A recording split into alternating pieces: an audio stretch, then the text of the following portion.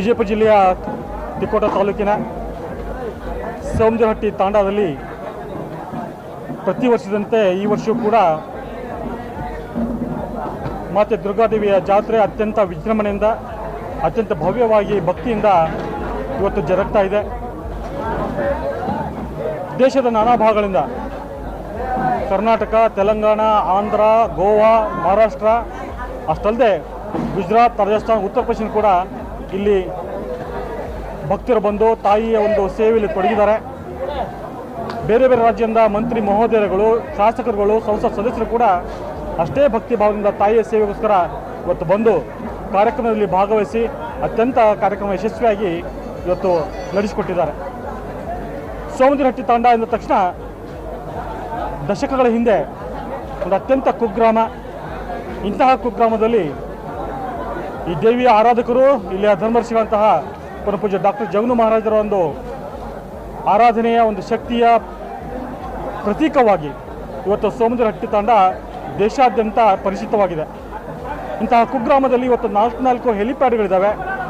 ರಾಷ್ಟ್ರದ ಎಲ್ಲ ಭಾಗಗಳಿಂದ ಮಂತ್ರಿಗಳು, ಪ್ರಧಾನಮಂತ್ರಿಗಳು, ಆಯಾ ರಾಜ್ಯಗಳ ರಾಜ್ಯಪಾಲರು ಕೂಡ ಬಂದದಕ್ಕೆ ಅದಕ್ಕೆ ನಿದರ್ಶನ ಅಂತ ಹೇಳಕ್ಕೆ ಇಚ್ಛೆಪಡ್ತೇನೆ.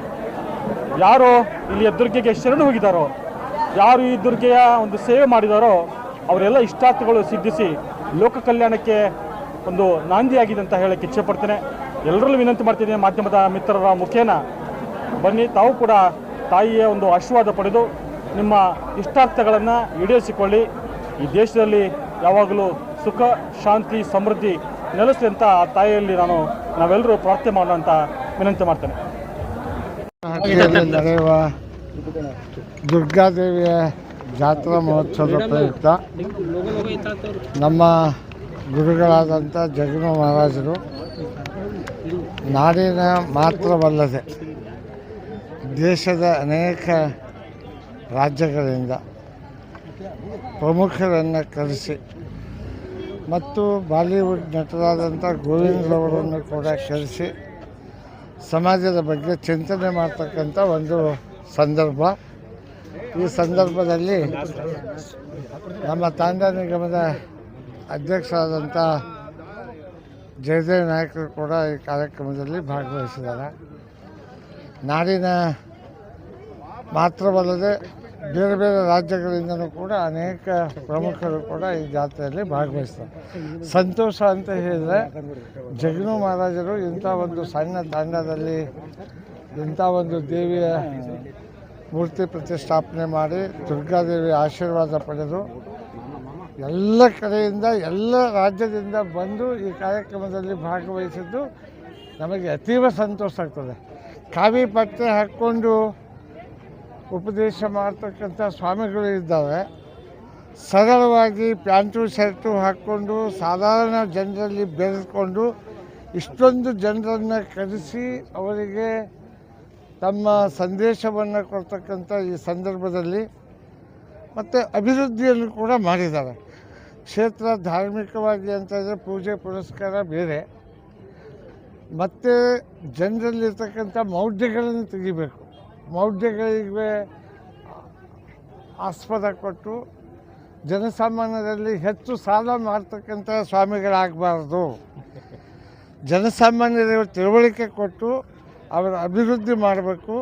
ಸಾಮಾನ್ಯ ಜನರೊಂದಿಗೆ ಬೆರೆತುಕೊಂಡು ಇವತ್ತೇನು ಇಷ್ಟೊಂದು ಜನ ಸಾಗರವನ್ನು ಸೇರಿಸಿದ್ದು ನೋಡಿದರೆ ನಿಜಕ್ಕೂ ಕೂಡ ಭಾಳ ಸಂತೋಷಕರ. ಈ ಜಾತ್ರೆ ಧರ್ಮಗಳು ನಮ್ಮ ದೇಶದಲ್ಲಿ ಮೊದಲಿಂದ ಇದೆ, ಹೊಸದಾಗಿ ಇದಲ್ಲ. ಇದರ ಜೊತೆಗೆ ನನ್ನ ಒಂದು ಅಭಿಪ್ರಾಯ ಅಂತ ಇದ್ದರೆ ಮೌಢ್ಯಗಳನ್ನು ಬಿಡಬೇಕು, ಮೂಢನಂಬಿಕೆಗಳನ್ನು ಬಿಡಬೇಕು, ಜನರನ್ನು ದುಡಿಯುವ ಮಾರ್ಗಕ್ಕೆ ಕರೆದೊಯ್ಯತಕ್ಕಂಥ, ಜನರಿಗೆ ಒಳ್ಳೆಯ ಸಂದೇಶವನ್ನು ಕೊಟ್ಟು ಒಳ್ಳೆಯದನ್ನು ಆಗ್ತಕ್ಕಂಥ ಕೆಲಸವನ್ನು ಸನ್ಮಾನ್ಯ ಜಗನು ಮಹಾರಾಜರು ಮಾಡ್ತಾಯಿದ್ದಾರೆ. ದುರ್ಗಾದೇವಿ ಆಶೀರ್ವಾದ ಇದೆ. ಹಾಗಾಗಿ ಇಷ್ಟೊಂದು ಜನ ಸೇರಿದ್ದು ಇವತ್ತು ನಮ್ಮೆಲ್ಲರಿಗೂ ಕೂಡ ಭಾಳ ಸಂತೋಷವಾಗಿದೆ. ಅದರಲ್ಲಿ ವಿಶೇಷವಾಗಿ ಲಂಬಾಣಿ ಸಮುದಾಯ ಅನೇಕ ಮೌಢ್ಯಗಳು, ಮೂಢನಂಬಿಕೆಗಳಿಗೆ ಮಾರು ಹೋಗ್ತಾರೆ, ಪ್ರಾಣಿಗಳನ್ನು ಬಲಿ ಕೊಡ್ತಾರೆ. ಇಂಥವನ್ನು ಇನ್ನೂ ದೂರ ಮಾಡಬೇಕು. ಇಲ್ಲಿ ಪ್ರಾಣಿ ಬಲಿ ಕೊಡ್ತಕ್ಕಂಥದ್ದು ಇನ್ನೂ ಕಡಿಮೆ ಆಗಬೇಕು.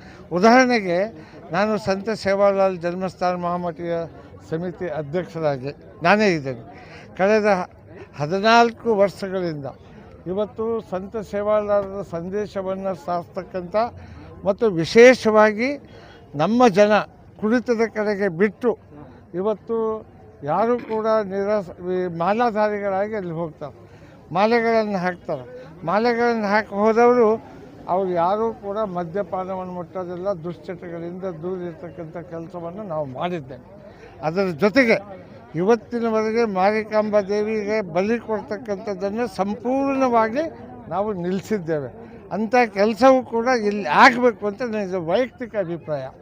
ಈ ಸ್ವಾಮಿಗಳ ಅಭಿಪ್ರಾಯ ಏನಿತ್ತು ನನಗೆ ಗೊತ್ತಿಲ್ಲ, ಮತ್ತು ನಾನು ಕೂಡ ಹೇಳಿ ನಿಮಗೆ ಯಾರು ಹೇಳಿದರು ಅಂತ ಹೇಳಿದರು. ಮತ್ತು ಇದಕ್ಕೊಂದು ಆಸ್ಪತ್ರೆ ಕೊಡ್ತಕ್ಕಂಥದ್ದು, ಜನರನ್ನು ಸಾಲ ಮಾಡೋಕ್ಕೆ ಹಚ್ತಕ್ಕಂಥದ್ದು, ಮತ್ತು ಅವ್ರನ್ನ ಶ್ರಮಜೀವನಕ್ಕೆ ಹಾಕ್ತಕ್ಕಂಥದ್ದು ಆಗಬಾರ್ದು. ಮಕ್ಕಳಿಗೆ ಅಭ್ಯಾಸವನ್ನು ಕೊಡ್ತಕ್ಕಂಥ ಮತ್ತು ಮಕ್ಕಳಿಗೆ ಹೆಚ್ಚು ವಿದ್ಯಾಭ್ಯಾಸವನ್ನು ಕೊಡ್ತಕ್ಕಂಥ ಆಸಕ್ತಿ ಆ ದುರ್ಗಾದೇವಿ ಕರುಣಿಸಲಿ ಅಂತ ಹೇಳಿ ಅದರಲ್ಲಿ ಪ್ರಾರ್ಥನೆ ಮಾಡ್ತೀನಿ.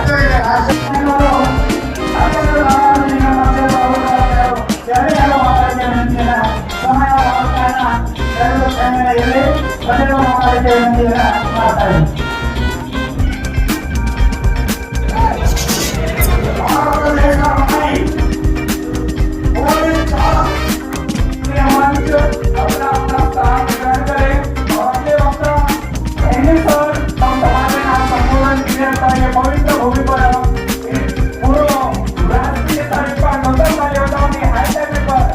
आदरणीय महोदय जी महाराष्ट्र सरकार के